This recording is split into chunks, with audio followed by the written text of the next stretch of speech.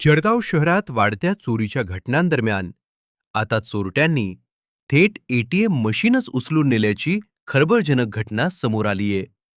पोलनपेठ परिसरातील सत्यम प्लाझा येथे पहाटेच्या सुमारास ही धाडसी चोरी घडली. चार अज्ञात चोरट्यांनी एटीएम मध्ये प्रवेश करत मशीनला दोर बांधून वाहनाच्या सहाय्यानं खाली पाडले आणि काही मिनिटातच संपूर्ण मशीन घेऊन तेथून फरार झाले.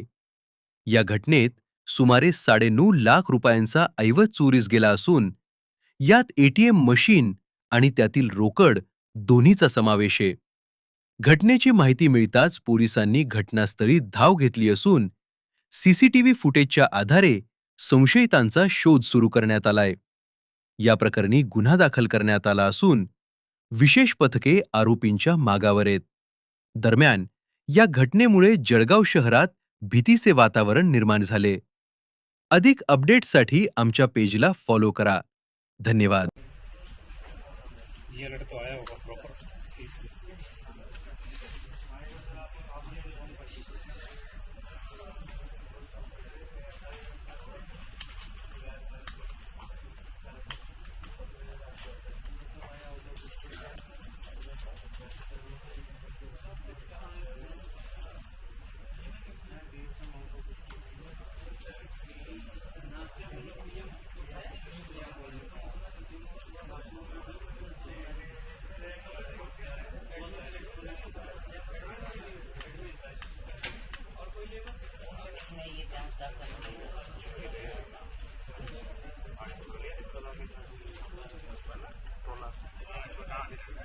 छोटा आती है, बहुत ज़्यादा है,